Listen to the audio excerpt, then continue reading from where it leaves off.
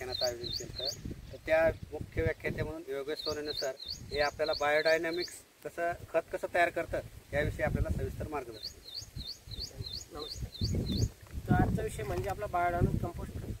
सरांनी माझा परिचय करून दिला, तरी पण एकदा माझा परिचय करून देतो. माझं नाव योगेश सोनवणे, सर्व विकास समिती अकोला आणि कृषी तंत्रज्ञान व्यवस्थापक यंत्रणा आत्मा यांच्यामार्फत इथं कार्यक्रम आयोजित केलेला होता. त्या कार्यक्रमाअंतर्गत आपण बायोडायनॅमिक कंपोस्ट खत कशा पद्धतीने तयार करतो ते आपण आता इथं पाहणार आहे. तर बायोडायनॅमिक कंपोस्ट खत तयार करत असताना सर्वप्रथम आपल्याला त्याची लांबी रुंदी व्यवस्थित घेणं गरजेचं आहे. तर आपल्याला सपाट जमिनीवरती 15 फूट लांब घ्यायचं आहे, 5 फूट रुंद घ्यायचं आहे आणि 3.5-4 फुटापर्यंत त्या ढिगाची हाईट घ्यायची.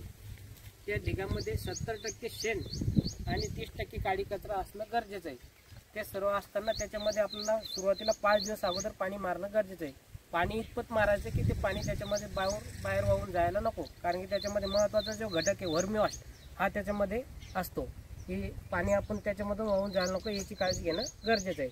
असं सुरुवातीला सकाळ संध्याकाळ 5 दिवस त्या ढीग ओला करणं गरजेचं आहे. नंतर आपल्याला त्याच्यामध्ये 1 किलो एस्टाईन कल्चर घ्यायचं आहे, 20 लिटरची बकेट घ्यायची, त्याच्यामध्ये 13 लिटर पाणी घ्यायचं आणि 13 लिटर पाण्यामध्ये फक्त आपल्याला 1 किलो एस्टाईन कल्चर आपल्याला त्यासाठी घ्यायचं आहे. तर हे का घ्यायचं आहे की याच्यामध्ये जीवाणू राहतात, रायझोबियम, ॲझोबॅक्टर, PSB, जैव बुरशीनाशक, ट्रायकोडर्मा हे जे जीवाणू ते कंपोस्ट खत कुजवण्याचं काम करतात. तर हे फक्त आपल्याला 1 किलो घ्यायचं आहे 13 लिटर पाण्यामध्ये. 13 लिटर पाण्यामध्ये जवळजवळ आपल्याला हे 1 तास ढवळून घ्यायचं आहे. ढवळताना सरळ आणि उलट्या दिशेने भवरा पडेल अशा पद्धतीने आपल्याला ते ढवळायचं आहे. ते ढवळल्यानंतर आपल्याला जो 15 फूट लांब ढीग घेतलेला आहे आपण त्याला आपल्याला 13 छिद्र इकडल्या साईडला आणि 13 छिद्र तिकडल्या साईडला असे 26 छिद्र त्या ढिगाला पाडायचे आणि ते 26 छिद्रामध्ये आपल्याला 13 लिटर पाणी म्हणजे अर्धा लिटर पाणी एका छिद्रामध्ये टाकून 13 लिटर पाणी 26 छिद्रामध्ये टाकायचं आणि ते छिद्र बुजून घ्यायचे. बुजून घेतल्यानंतर आपल्याला त्याला ढिगाला असं लिपून घ्यायचं आहे, शेणा आणि मातीला लिपून घ्यायचे. तर आपण ढीग कशा पद्धतीने लिपायचा पूर्णपणे आपण अशा पद्धतीने आपला पूर्णपणे जो ढीग आहे तो लिपून घ्यायचा आहे. अशा पद्धतीनं लिपणं आहे. तुमच्याकडे जर शेण कमी असेल तर तुम्ही त्याच्यामध्ये थोडीफार माती मिक्स करू शकता, पण असं कुठेही उघडं न राहता अशा पद्धतीने आपल्याला ते ढीग लिपणं गरजेचं आहे. जर का आपण ढीग लिपून जर 15 दिवस झाले तर त्याची घनता कमी होते, म्हणजे त्याला थोडेफार चिरा वगैरे जातात. 15-20 दिवसांनी ते चिरा आपल्याला बुजवून घेणं गरजेचं आहे.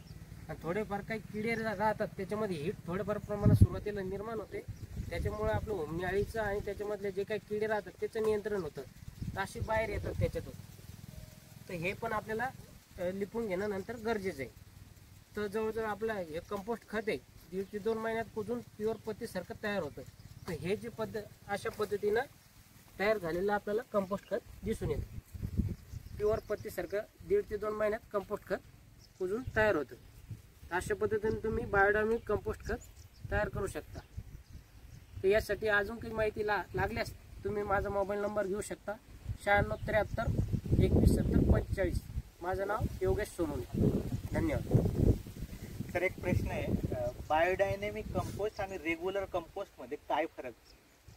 बायोडायनॅमिक कंपोस्ट आणि रेग्युलर कंपोस्ट मध्ये हा फरक आहे की तुम्ही जे काही शेणखत वगैरे तुम्ही शेतात टाकता त्याच्यामध्ये तुमचं हानिकारक जे बुरशी राहतात त्या शेतामध्ये तुमच्या जास्त प्रमाणात वाढते.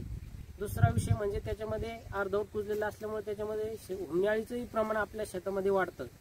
आणि तिसरा विषय म्हणजे आपल्या शेतामध्ये जे काही तण राहतं त्या तणाचंही प्रमाण आपल्या शेतामध्ये जास्त प्रमाणात वाढतं.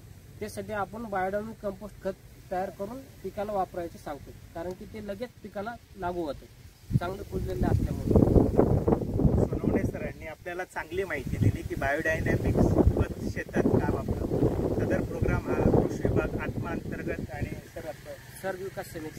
सर्व विकास समिती अकोला मार्फत आयोजित केला होता. त्याप्रसंगी सर्व प्रतिनिधी उपस्थित होते. तरी आपल्याला काही बायोडायनॅमिक कंपोस्ट करताना काही अडचण आली तर सरांचा नंबर दिलेला आहे, त्यावर आपण संपर्क करून बाकी माहिती घेऊ शकता. ओके, धन्यवाद.